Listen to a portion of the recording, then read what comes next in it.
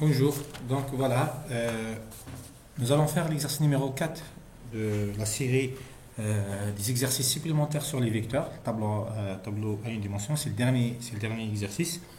Donc il nous donne un algorithme dans cet exercice et il nous demande de faire la traduction en Pascal. Donc avant de faire la traduction, j'aimerais bien faire une petite analyse de l'algorithme, voir quelles sont les variables d'entrée, quelles sont les variables sorties et quelle est la partie traitement. Donc les variables d'entrée, donc la partie entrée, les entrées de l'algorithme, sont les parties concernées par la lecture.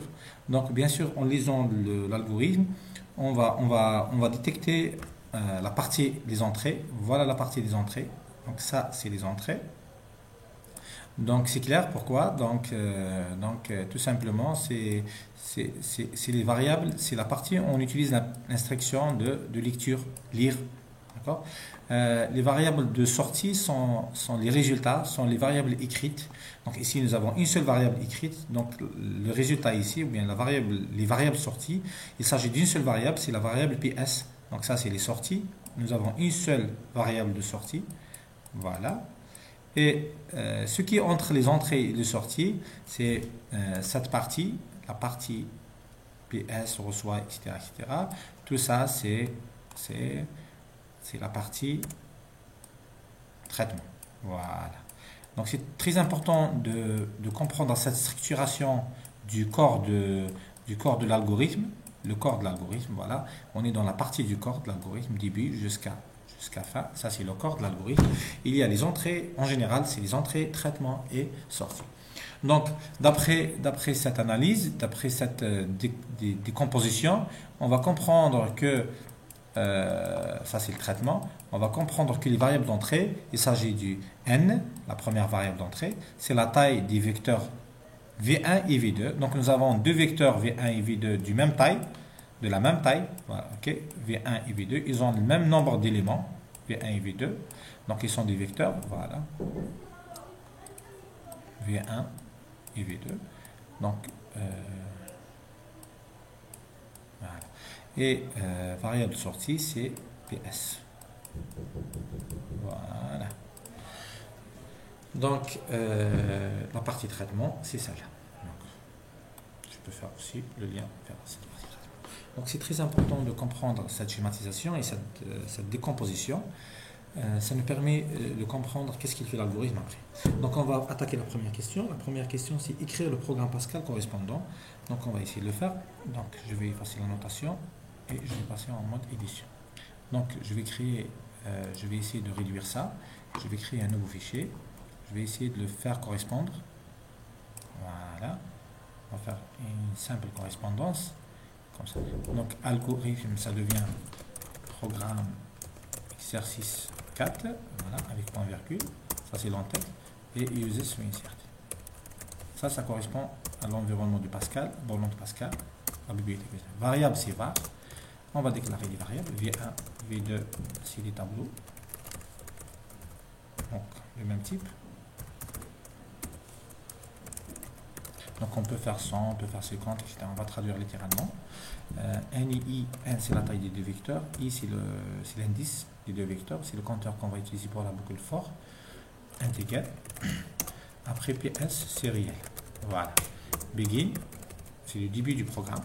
On peut écrire le début du programme, voilà. Et le n, c'est la fin du programme. Donc je peux faire, programme, voilà. Donc on peut faire la compilation, est-ce qu'il n'y a pas de problème, c'est bien. Donc je peux compiler malgré on n'a pas terminé. Lire n, ça devient read n, première variable d'entrée. Après, for i reçoit 1 to n. Do, qu'est-ce qu'on fait? On va lire la case vide 1 et i. Voilà. Deuxième variable deuxième partie d'entrée, c'est la lecture du vecteur V2. Voilà. V2 entre crochet i. Pardon, entre crochet. Donc c'est ça la variable qui sera lue, c'est V2 du i, la case i du vecteur V2. Donc tout ça c'est les entrées. Donc on peut, comme nous avons l'habitude de faire pour les autres exercices, on peut y faire ici les entrées. Donc, après, ça vient la partie traitement. On va essayer de faire la correspondance. Donc, la partie traitement, c'est PS reçoit 0, affectation, fois I reçoit 1 sur N, d'où, ça veut dire on va parcourir les deux vecteurs, on va prendre, I va prendre les valeurs 1, 2, 3 jusqu'à 1. Pour chaque itération, on va faire cette opération, cette affectation, cette instruction, c'est l'affectation, V1 de I multiplié par V2 de I. Voilà. C'est très clair ici, c'est que V1 de 1 fois V2 de 2 plus V1 de 2 fois V2 de 2 plus V1 de 3 fois V2 de 3 plus V1 4 fois V2 4 et ainsi de suite jusqu'à V1n fois V2n. Donc c'est la multiplication des composants des deux vecteurs, des composantes correspondantes. La première composante fois la première composante plus la deuxième composante fois la deuxième composante plus la troisième composante fois la troisième composante de V2 et ainsi de suite. Donc on fait la somme, point virgule, ça c'est le traitement et à la fin on aura les sorties. Voilà, donc pour les sorties nous aurons write PS. Donc puisque PS est une variable réelle, on va le voir de l'affichage, au niveau de l'affichage. Donc ici on peut faire le formatage du nombre réel, deux chiffres après la virgule en deux positions. Ces deux positions ne sont pas suffisantes, automatiquement on va faire. Donc on va enregistrer le programme. Ok, je vais le faire exo4 PS. X4 PS pour dire produit scalaire en réalité. Voilà, yes. Voilà, donc je sauvegarde, c'est très bien.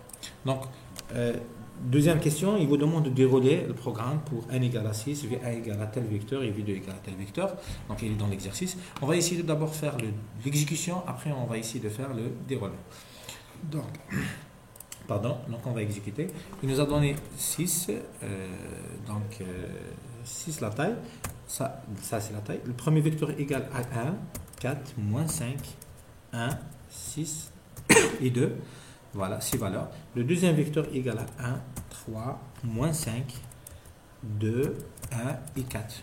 Entrée, il va nous donner 54. On va vérifier. On va essayer de faire le calcul. Donc, le calcul, c'est 1 fois 1. Première composante fois première composante, donc c'est 1. Plus, on va faire tout. On va faire 1 fois 1. Plus 4 fois 3, 4 fois la deuxième composante fois la deuxième composante, plus moins 5 fois moins 5 multiplié par moins 5, plus 1 fois 2, plus 6 fois 1, plus 2 fois 4. Voilà.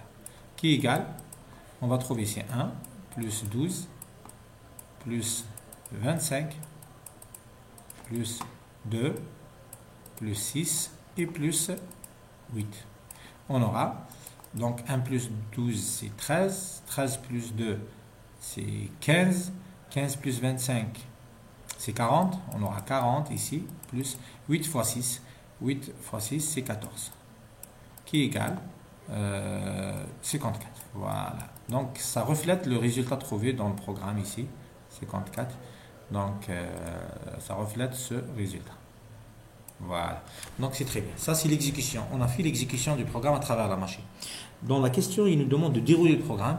Donc, je suppose le déroulement manuel. On va essayer de faire le déroulement manuel. Est-ce qu'on trouve le même résultat? Donc, je vais préparer une zone blanche pour faire le déroulement manuel. Voilà. Donc, je vais effacer tout ça. Voilà. On va préparer une petite zone blanche ici.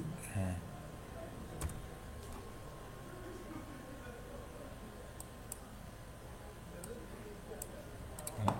Je vais préparer une zone blanche ici. Voilà. Donc on va essayer de faire le déroulement. Donc dans le déroulement, en général, on fait un tableau.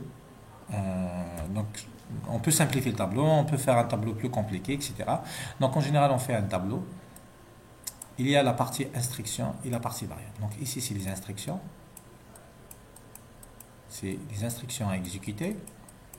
Ici, c'est les variables. Les variables, nous avons n, la variable n. Nous avons la variable i. nous avons V1 et V2. V1 et V2, on ne peut pas les représenter ici, on va laisser ici PS. V1 et V2, on va les faire ici, ils sont figés, donc je vais les mettre ici, dans cette partie-là.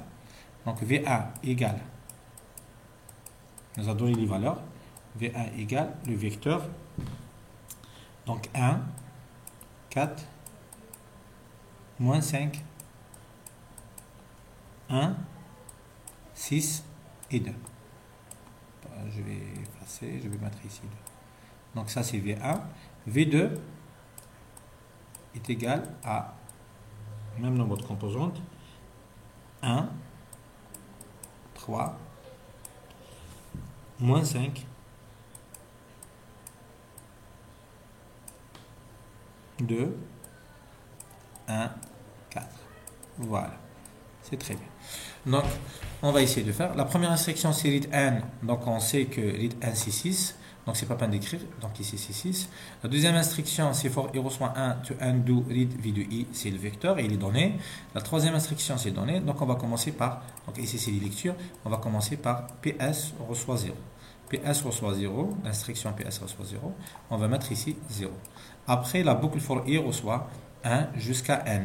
Donc, on aura for i reçoit 0. Donc ici on aura, for i reçoit 1, pardon. Donc ici on aura 1. Donc pour i égale à 1, on va faire ps reçoit la valeur de ps. Donc on va exécuter ps reçoit la valeur de ps. Donc c'est ici, c'est 0, voilà, 0, plus v1, 1, V1, 1. Pourquoi c'est 1? Pourquoi V1, 1? Puisqu'I égale à 1, multiplié par V2, 1. Ça veut dire quoi? Dans l'exemple, dans les valeurs données, c'est 1 fois 1. Donc, on aura ici 0 plus 1 fois 1. Qui égale à 1. C'est très important. Donc, pour la première itération, PS égale à 1. Donc, on va faire les itérations.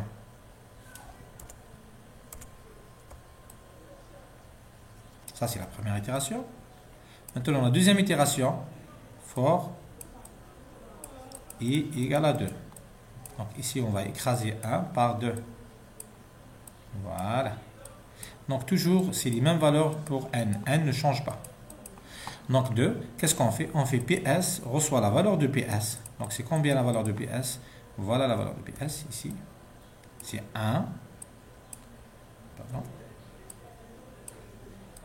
C'est 1 plus V2, 2 fois V2, V1, 2 fois V2, 2. Ça veut dire 4 fois 3. Ça veut dire plus 4 fois 3. On va avoir 1 plus 12 qui est égal à 13. Donc ici, on aura 1 plus 12 qui est égal à 13. Voilà.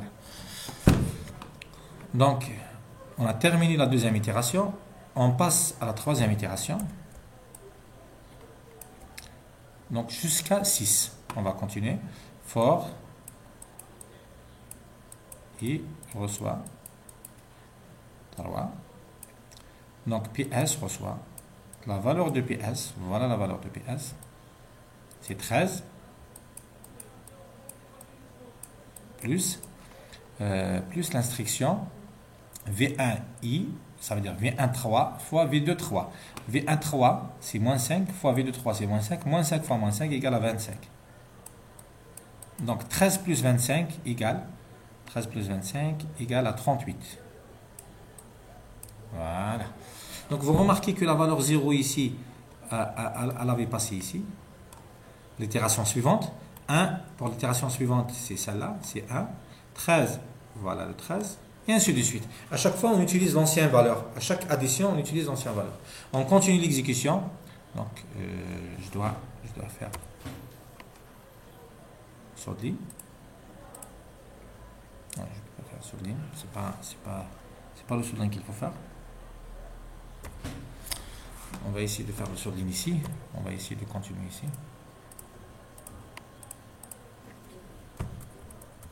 Je vais laisser la partie traitement. Voilà, je vais continuer de cette partie. Je vais laisser uniquement la partie traitement, c'est le plus important. Donc je vais continuer ici. Voilà. Donc, on continue, instruction.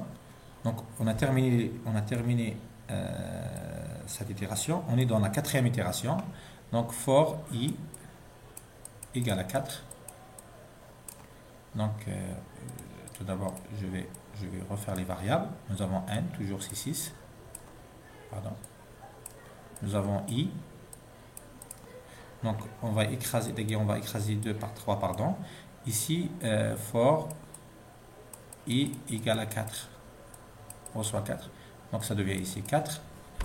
Donc, voilà, on fait PS, reçoit la valeur de PS, ça veut dire que la valeur de PS, ça veut dire que 38. Donc, cette valeur-là, elle va venir ici. Donc,